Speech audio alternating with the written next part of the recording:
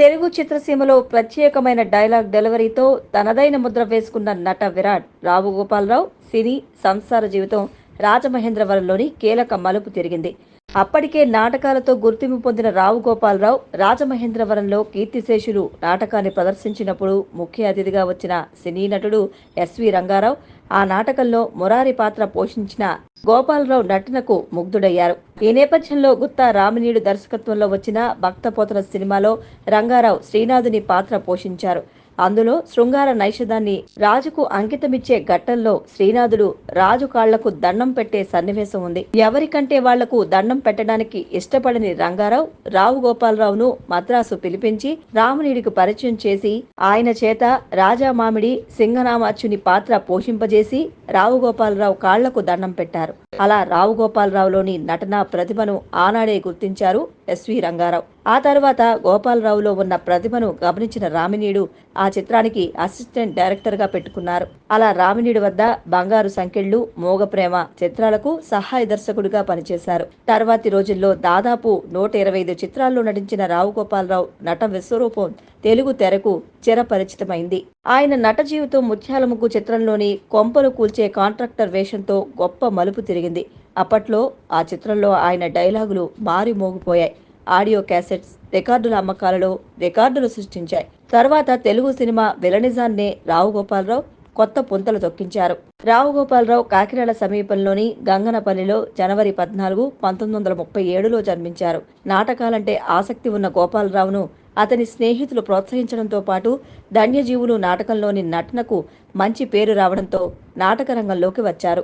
Rao Gopalarao associated amateur పేరుతో ఒక నాటక సంస్థను స్థాపించి అనేక సాంఘిక నాటకాలను ప్రదర్శించారు. బమిడిపాటి రాధాకృష్ణ రాసిన కీర్తిశేషులు నాటకంలో మురారి పాత్రలో ఒదిగిపోయి అనేక ప్రశంసలు అందుకున్నారు. ఆ తరువాత ఎస్వీఆర్ చేయూతతో సినీ రంగంలోకి ప్రవేశించారు. 1975లో వచ్చిన బాపు రమణల ముత్యాల ముగ్గు సినిమాలో గోపాలరావు విలక్షణ విలన్ అవతారమెత్తడమే కాకుండా గోదావరి యాసలో తాను పలికే డైలాగులతోనే ప్రత్యేకతను చాటుకున్నారు.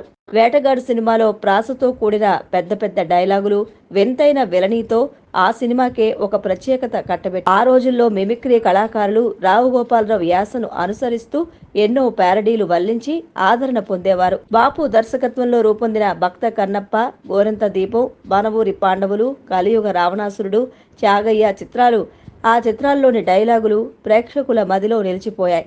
నిర్మాతగా Gopalarao station master, lorry driver, Bhargavaramudu, వింత దొంగలు వంటి విజయవంతమైన చిత్రాలు నిర్మించి విజయం సాధించారు. తెరపై ఎన్నో ప్రతినాయక పాత్రలకు ప్రాణప్రతిష్ఠ చేసిన రావు గోపాలరావు నిజ జీవితంలో ఎంతో సౌమ్యులు. జయప్రకాష్ నారాయణ స్ఫూర్తితో సోషలిస్టు పార్టీలో చేరి సామాజిక సేవ చేశారు. తరువాత తెలుగుదేశం పార్టీ తరపున రావు గోపాలరావు 1986 నుంచి 1992 వరకు 6 ఏళ్ల పాటు రాజ్యసభ సభ్యునిగాను పనిచేశారు. హరికథ కళాకారిణి అయిన రావు కమలాకుమారితో 1966 జనవరి 16న రావు గోపాలరావు వివాహం జరిగింది. వీరిది ప్రేమ వివాహం.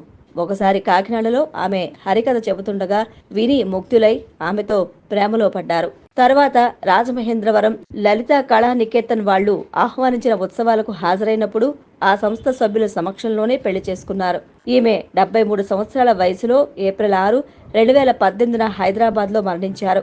రావు గోపాలరావుకు 2 కుమారులు, 1 కుమార్తె. రావు గోపాలరావు నటవారసునిగా రావు రమేష్ ఈ తరం వారిని తనదైన నటనతో అలరిస్తున్నారు. రావు గోపాలరావు నటించిన ఆఖరి చిత్రం ప్రేమ అండ్ కో సినిమా. ఆయన చనిపోయిన కొద్ది రోజుల తర్వాత విడుదలైంది. రావు గోపాలరావుకు 1990 సంవత్సరంలో ఆంధ్ర విశ్వవిద్యాలయం కళా ప్రపూర్ణ గౌరవ డాక్టరేట్ను ప్రదానం చేసింది. రావు గోపాలరావు మధుమేహ వ్యాధి తీవ్రమై కిడ్నీలు దెబ్బతినడంతో 1994 ఆగస్టు 13న కన్నుమూశారు.